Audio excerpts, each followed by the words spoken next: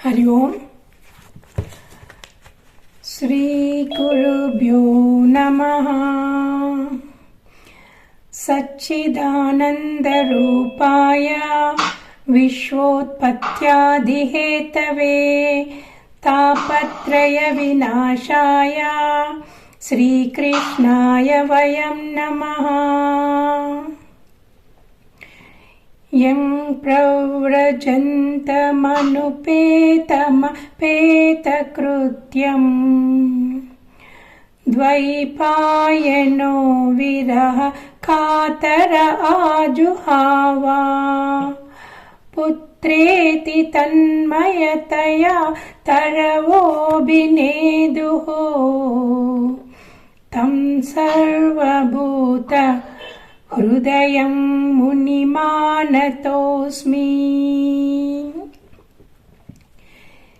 Janmadyasya yatodvayaditarata Scharteshvabhignasvarat Tene brahma hrudaya adikavaye Muhyanti yat suraya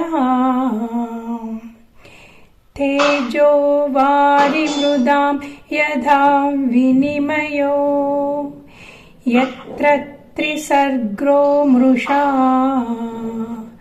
Dhamna sena sada nirastakuhakam Satyam param dhimahi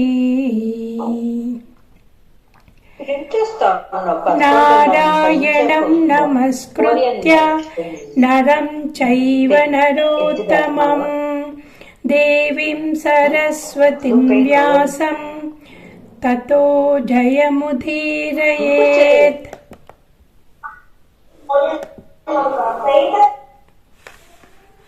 Hari Om.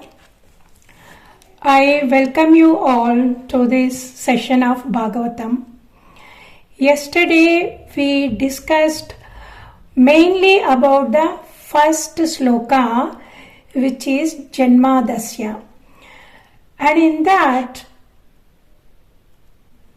the description and meditation is on the universal form of Bhagavan, and we also discussed from the universal form all that creations had come and how Bhagavan entered every single heart and how Bhagavan is present in all three states, which is waking state, dream state and deep sleep state.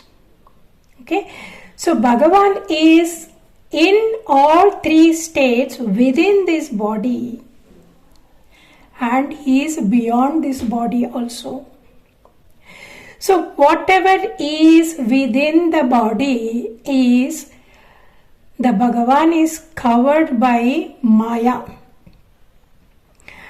And the Vedanta describes that the pure consciousness, which is the original Bhagavan or the Krishna Tattvam, and with the aid of the Maya, it creates the whole universe.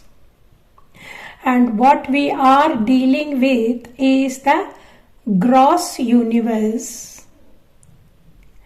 And the subtle part of it is inside of every single body, which is called the mind. The mind inside a single body is called a small mind, and the universal mind is called the big mind. Okay, so as such, the creation has no problem. Everything is fantastic. Everything runs according to the law of Bhagavan. The problem is with the individual mind. We are the one who have very strong likes and dislikes, and our whole life revolves around the likes and the dislikes, and we fail to come out of this body and see the beauty of the Bhagavan. And the misery in that is in our own mind. For example, somebody likes to climb up the hill. It's a great adventure for them. Trekking, mountain climbing, rock climbing. They use so many words and they spend so much of money and they enjoy doing that. And there are some people who don't like that. Even if they are fit and well, they don't like this adventure. They like to go comfortably by the car or the helipad to visit the Punya Kshetras. Okay? It is the individual preferences. Nothing wrong with anything. That is okay, fine. This is also fine. And the same thing with Karela. Some people don't like Karela and some people love Karela. So what is the problem with the Karela? Karela as such has no problem. It is us. Some of us like it, some of us don't like it. And the same with the situations in life also. God gives a situation and we have insistence and resistance. We don't want to accept it. And that is the one which is causing misery in life. How to get over that misery? That is where we got to have the Brahma Jnanam. What is that Brahma Jnanam? The Brahma Jnanam tells us what is this life and why Bhagavan created this life and why we are having problems also and what happens to us after the death. Where do we go? Where were we before we came into this world? And now, whatever is happening in the world is according to the universal law. And the law is, in Kali Yuga, people are going to be like this. People are going to do this. People are going to fight with each other. People are going to cheat each other. People are going to tell lies. They hurt each other. This is the Yuga Dharma. So, in one particular area, Bhagavatam actually said, we should not blame people, it seems. I found that statement very difficult to digest, but slowly I have realized that it is the Yuga Dharma. And what is our duty?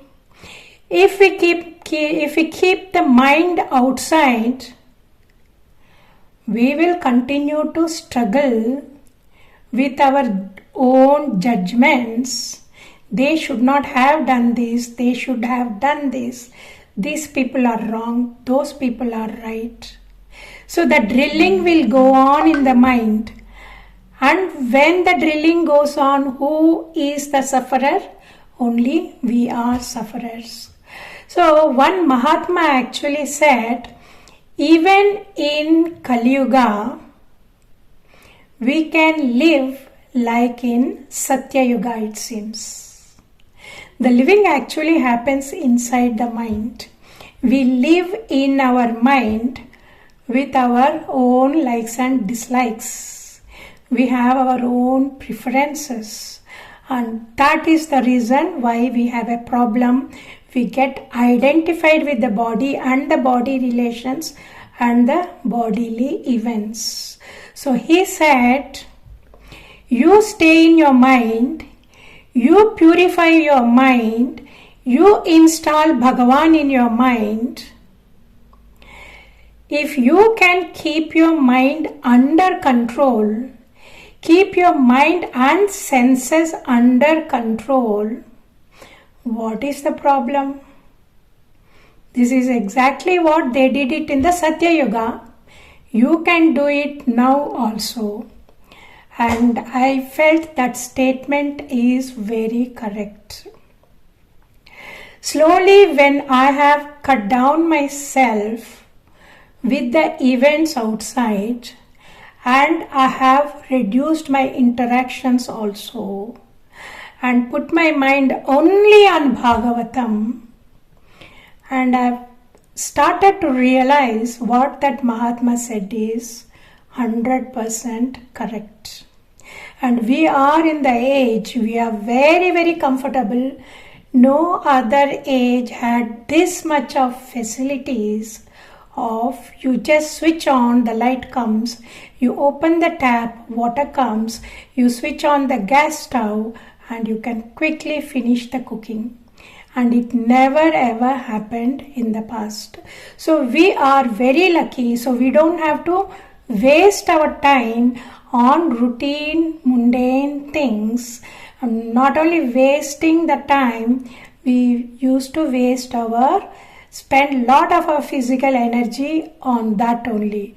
But here, hardly an hour, hour and a half, you can finish all the work.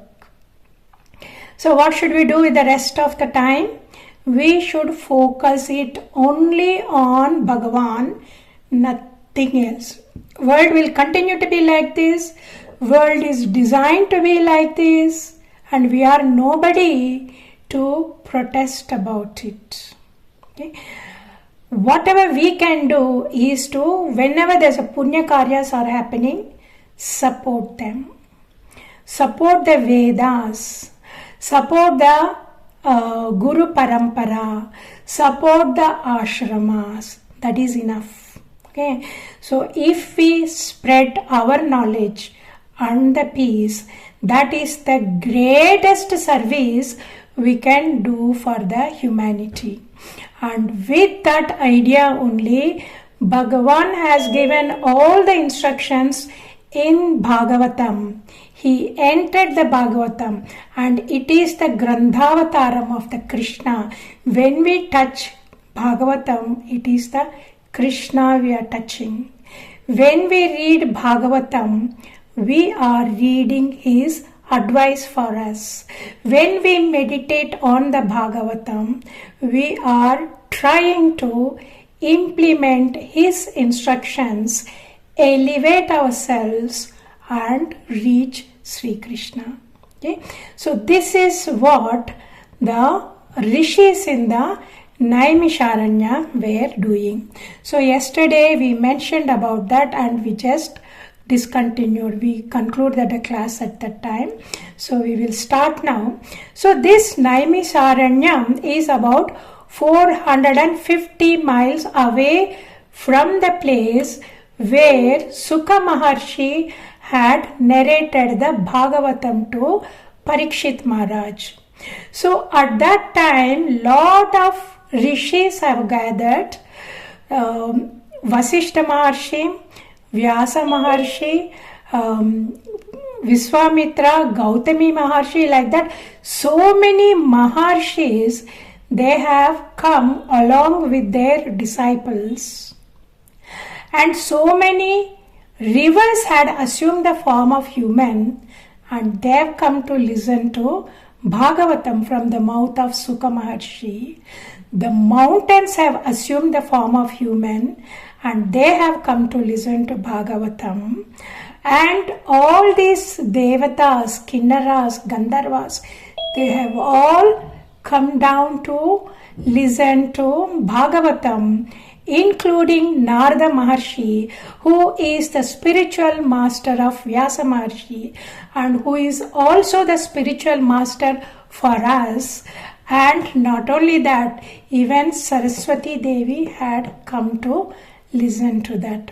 Vyasa Maharshi, the father of Sukha Maharshi, he had come to listen to Sukha Maharshi's narration, his own son's narration. He wanted to listen. So they all came and humbly sat in front of Sukha Maharshi. we also can join that group mentally. Okay, this liberation is not something physical. God realization is not something physical. It is the mental. It is the change in the mental attitude. The mind becomes full with the Brahma Jnanam. So the liberation is in the state of mind. And it is not difficult for us if we sit down and meditate for a while. Imagine the banyan tree under which Sukha Maharshi is narrating the Bhagavatam, and imagine all the Maharshis who are sitting there, all the Devatas, all the Vedas, all the Gandharvas, including Saraswati Devi sitting there. Imagine you are also sitting there. It's not difficult, just needs to practice in meditation. And when we think about all these great masters sitting humbly in front of Sukha Maharshi, our mind also becomes humble. And it is the humble mind which absorbs the self-knowledge like a sponge. And that is why they say to gain the knowledge of the Brahma Vidya, the self-knowledge, the first and the foremost qualification is purity of the mind. What is the purity? The purity is the simple straightforwardness, sincerity, submissiveness, and surrender to the master, and the attitude of service to the gurus. So these qualities are extremely important. Just like to apply for a IIT, we got to have a good marks in the particular subjects. So the same way, this is the qualification for us to attain the self-knowledge.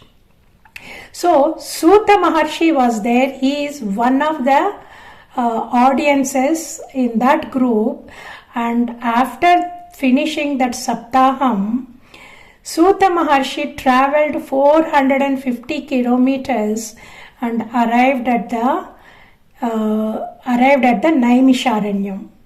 So in that Naimisharanya, many Mahatmas have gathered to perform 1000 years of continuous yajnas for the welfare of the humanity. So they chant continuously, they want to chant continuously for 1000 years. So what happens with the Sanskritam chanting? All these vibrations, the negative vibrations, the irregular vibrations in the atmosphere get stabilized and assume this form. This is why in the past, Vyasa Maharshi Vasishta Maharshi used to, you remember Vasishta Maharshi, Krishna said in Bhagavad Gita, among the Rishis, I am Vasishta. So Vasishta Maharshi has such a high regard. Okay, so this Vasishta Maharshi used to train thousands and thousands of disciples, and he used to send them around to spread the knowledge, and he used to divide them into groups. One group he used to send to Himalayas to perform yajnas and continuously chant the Veda mantras. So that is what these Rishis had been doing in the Naimisharanya.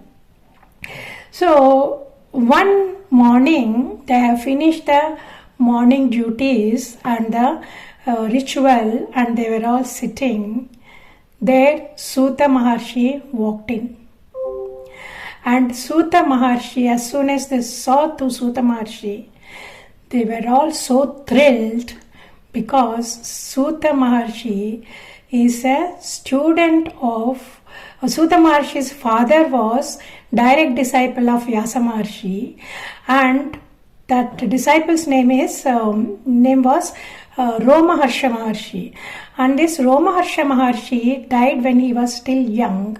So whatever the knowledge he gained from Vyasa Maharshi got transferred to the Suta Maharshi, and Suta Maharshi was given the responsibility of teaching the Puranas.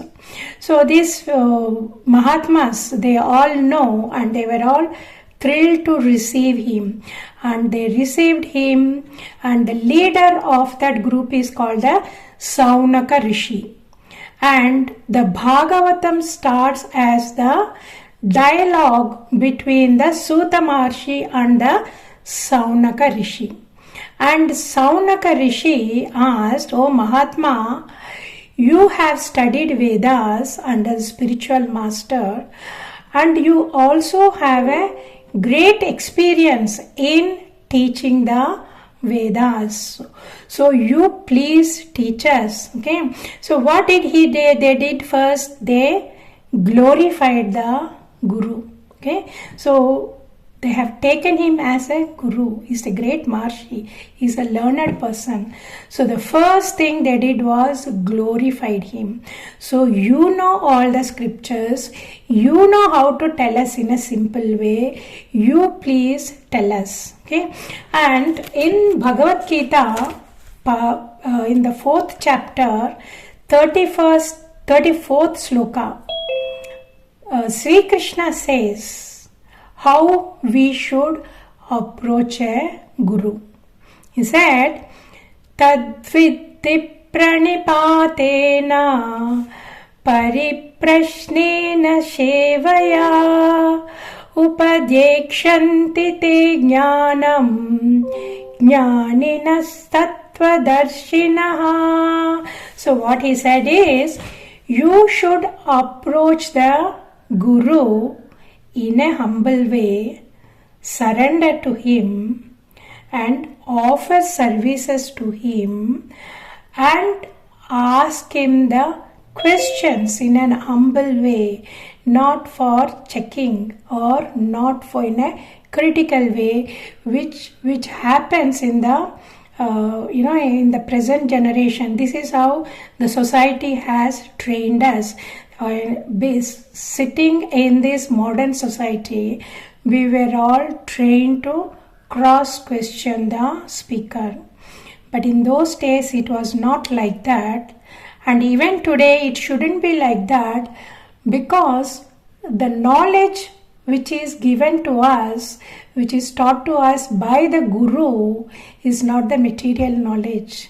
It is the transcendental knowledge which cannot be double checked. And that's why it is very important we got to have a faith in the words of the Master. Only when we have a complete faith, the Brahmajnanam helps. Otherwise, it doesn't help. And that is the reason all these qualifications which I have described in the beginning applies. So he said, you should approach them with the humility and with reverence and render service to him. And he is an enlightened master. He knows how to give the knowledge to you. Okay? How does the Guru give the knowledge? It is not just the theory he gives. Whatever is said in the Puranas and the Vedas is not just going to tell to everyone as it is, because the student may not be able to absorb. Why the student may not be able to absorb? Because there are a lot of impurities in the mind, and that is why Guru puts the student under training program and carefully observes what are all the negativities in that person.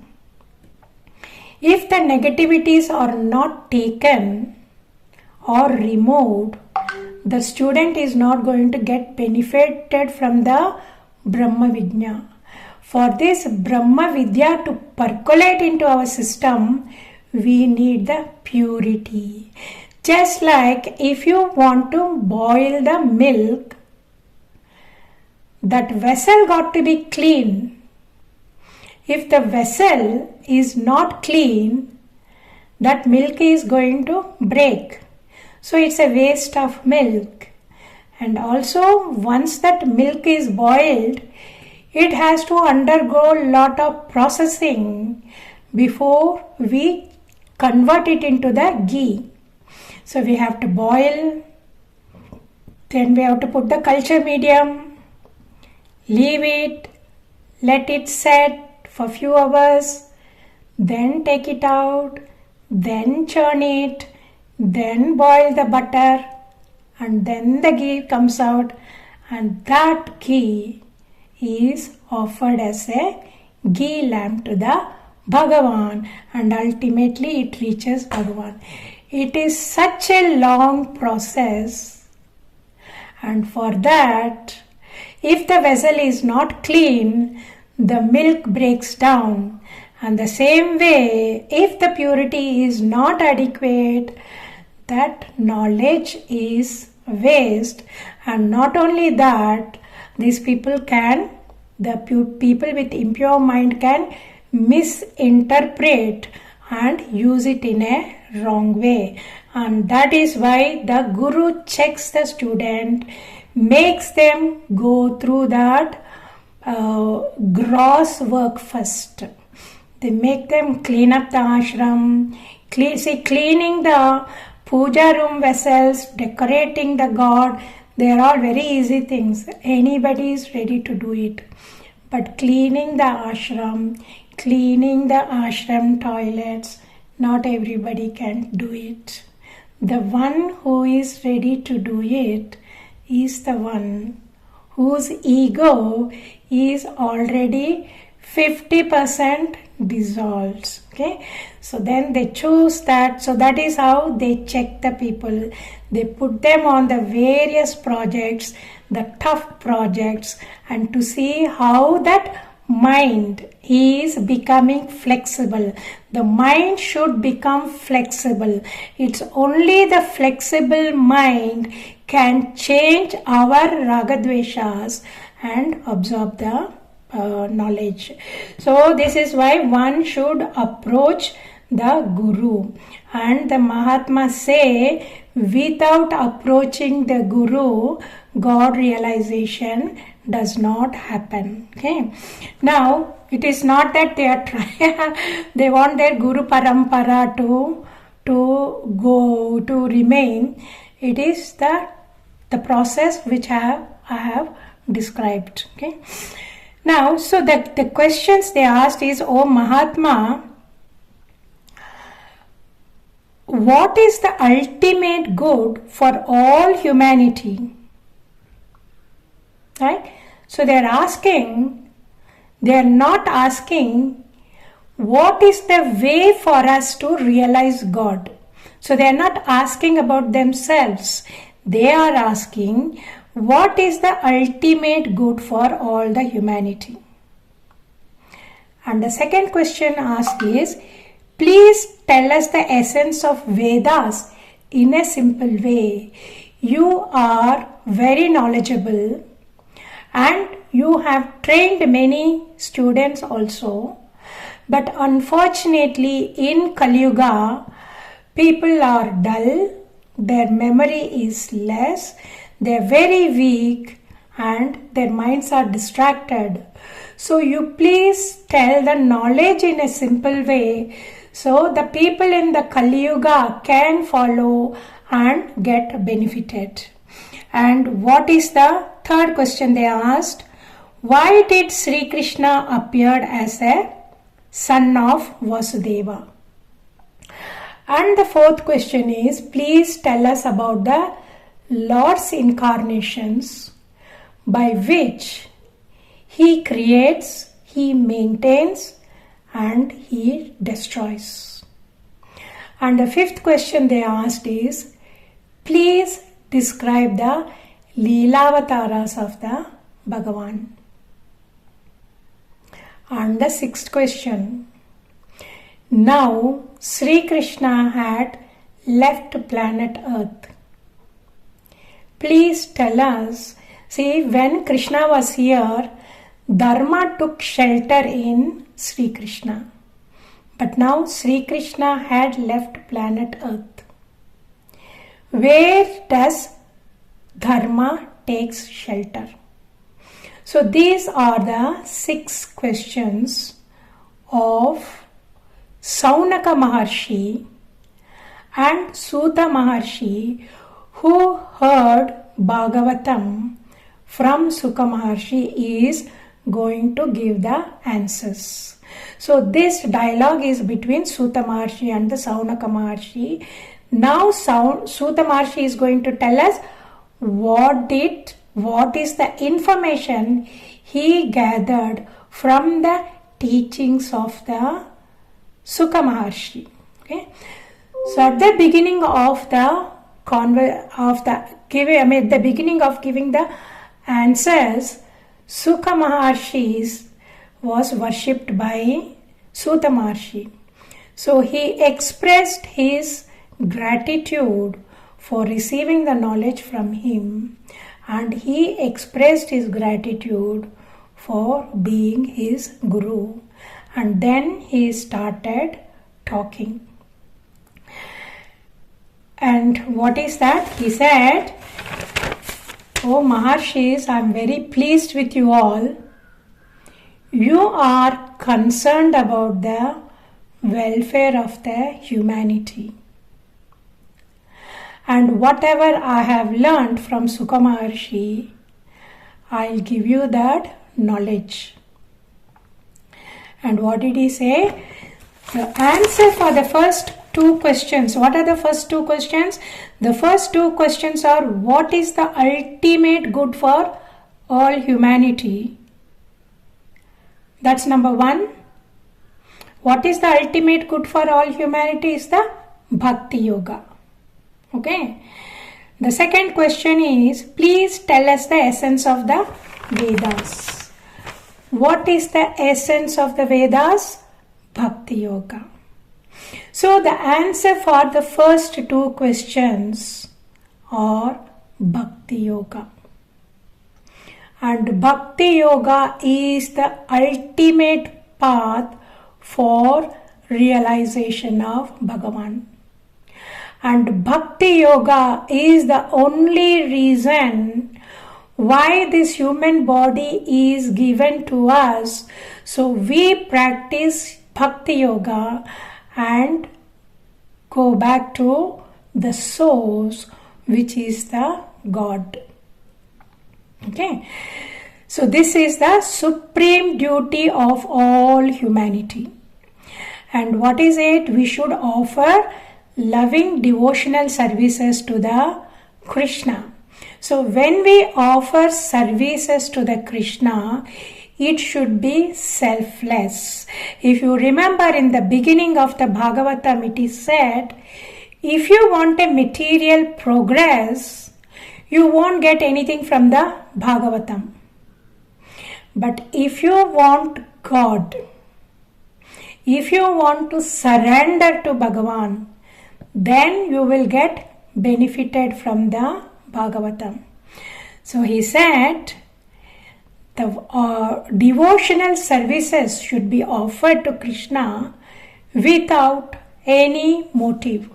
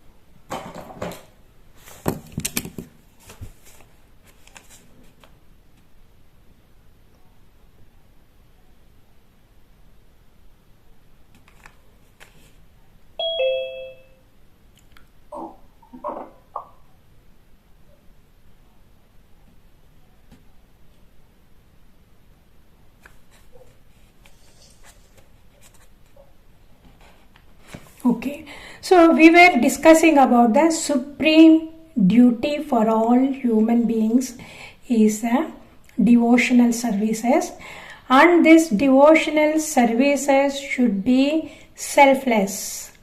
Only selfless devotional service will purify our mind to the maximum extent, and our bhakti will increase. And as the level of the bhakti increases, the vairagyam for the material world will set in. And as the vairagyam for the material world sets in, the jnanam level also increases in us.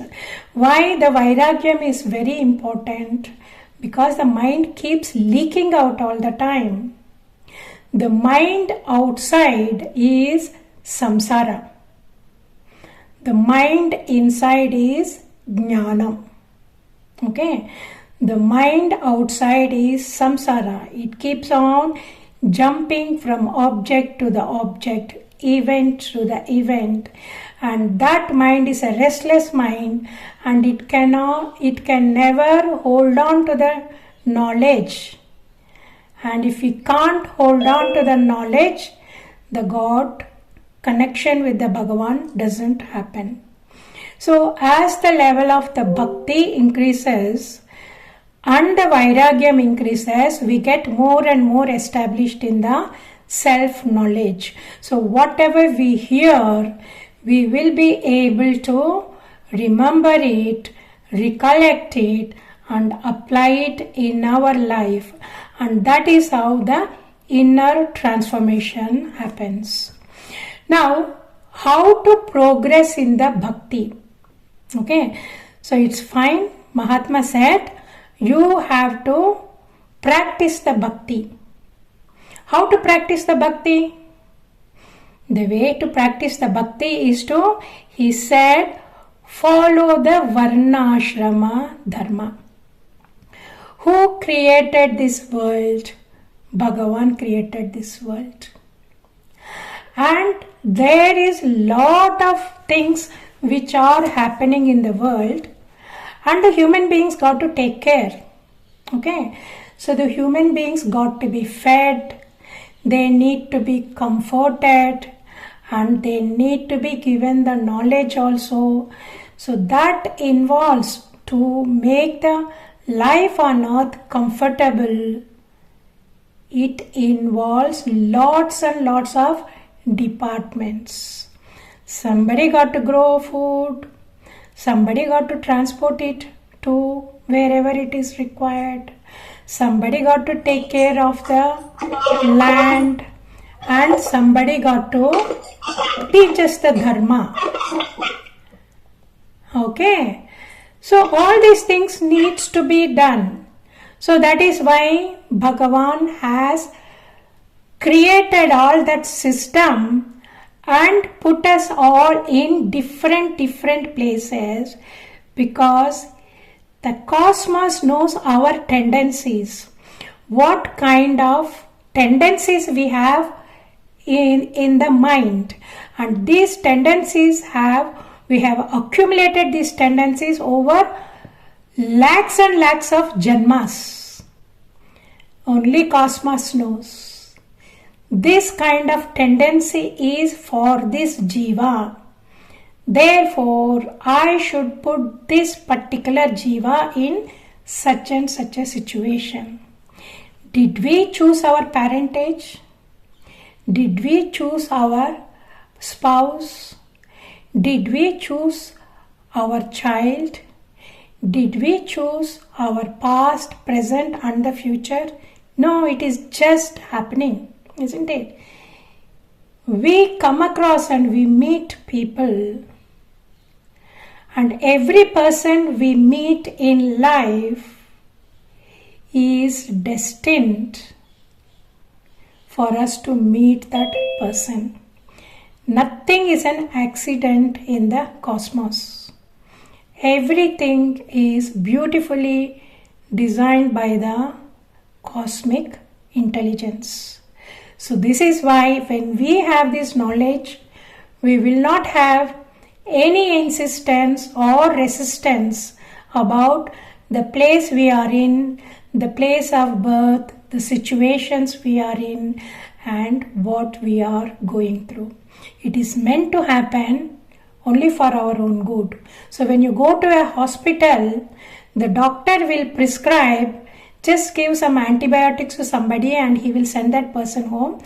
It's fine, you take these antibiotics, take rest for 7 days, you come and see me after 7 days. And the next person goes in.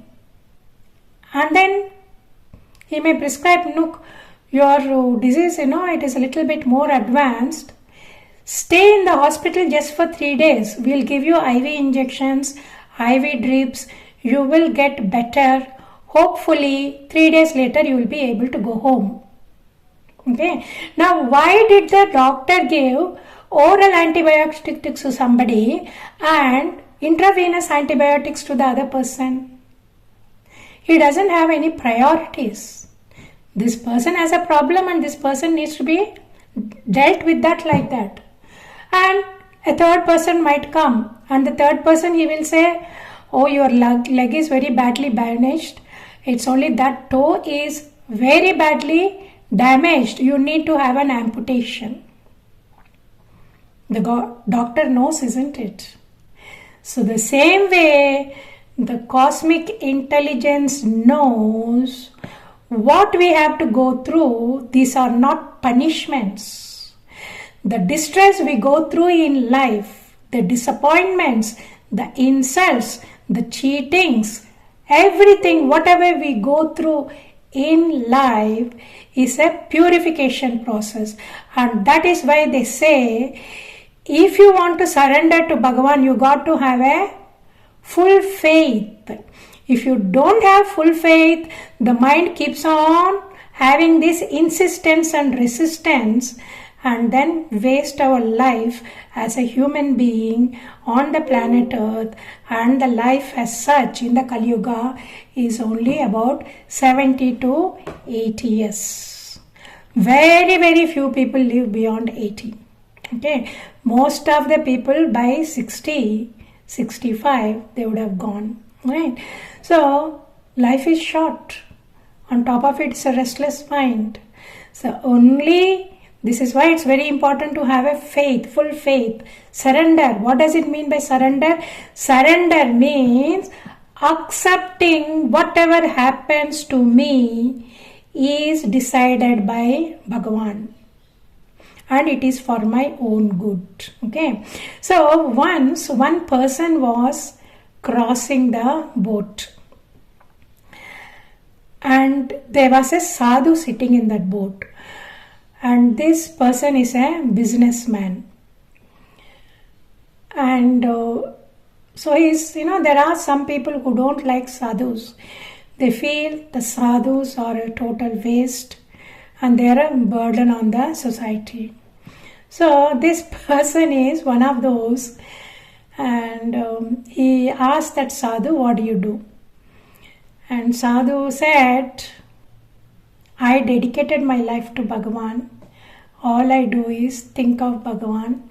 And if anybody comes to me, I teach the Brahmajnanam. And this person said, what good is that Brahmajnanam? You people are lazy, you don't want to work, and you want to push everything on Bhagavan, and you are like parasites living on the hard work of the others. So the sadhu did not say anything. And slowly, halfway through, they realized there is a leak in the boat. And then that water was seeping into the boat. If they don't, all of them don't work and remove it, the boat is going to sink. So everybody started, removing the water. The sadhu also started removing the water, and he chanted. He started praying to Bhagavan, and he said, "Oh Bhagavan, this is your wish. if this is your wish, so be it. And he was happily singing his prayers and he is doing the work also. So the others they were all panicking. They are also doing the work, but they were all panicking. So when we panic, the quality of work comes down. And this businessman got very angry and he said, you think this is the work of the Bhagavan? Why don't you ask your Bhagavan to save it? He is capable of drowning us. So I'm sure he is capable of lifting us also. And he said he will do it. When he thinks this is the right time, he will do it. So ultimately, they were not able to, take out the whole water and the boat has sunk. And all of them were sinking. And fortunately, when the bigger boat had come, they were all removed. All of them had, got into the other boat. And the sadhu was the last one. And this man asked him, see, now you ask your Bhagavan to save you. And he said, oh, he will save me. He will definitely save me. If he wants to save me, he will definitely save me. Okay. And in the end, somebody came quickly and he gave his hand to the sadhu and then he lifted him up. And the sadhu looked at the businessman and said, God decided to save me. So he only had sent him to save me. And this businessman felt ashamed of himself.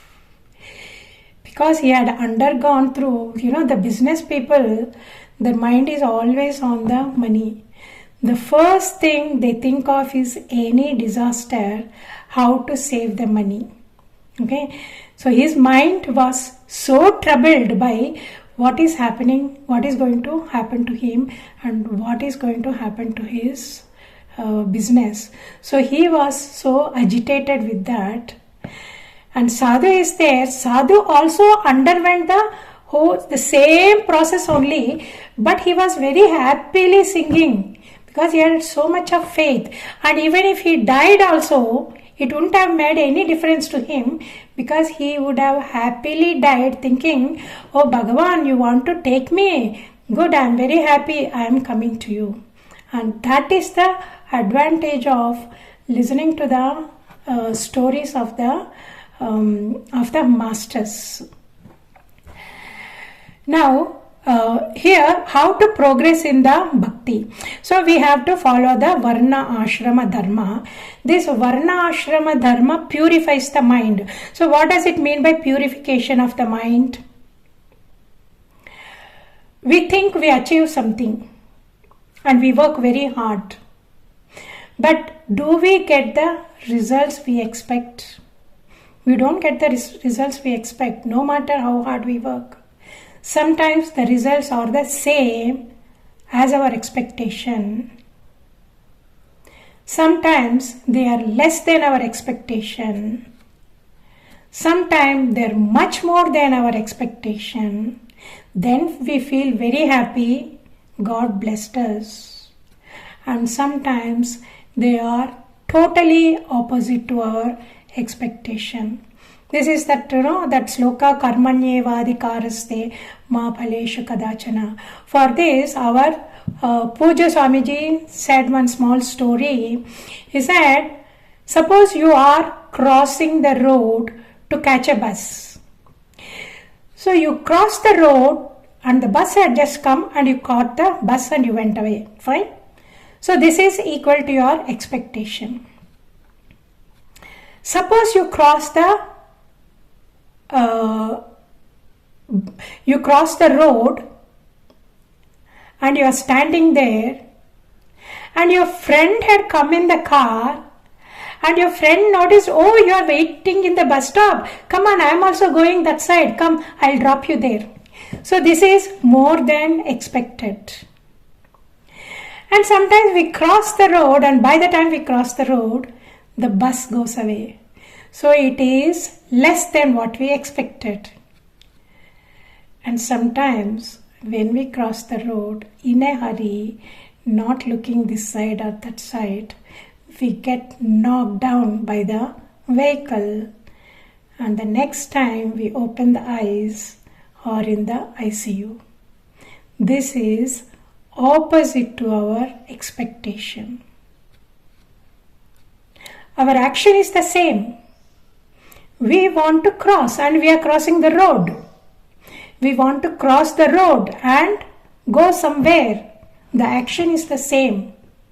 But look at the results, the 4 different type of results that happens in our life. If you introspect, we will all know there are times where the results were much more than expected and where the results were totally opposite to we have expected. So this is called this attitude of accepting, okay, is called the Ishvara Prasada Buddhi. So whatever comes in our hand, we have to take it as a Ishvara Prasada. Okay. And we also should have a Ishvara Arpana Buddhi. So Ishvara Arpana Buddhi means whatever we are doing, you offer it to the Bhagavan as a Naivedyam.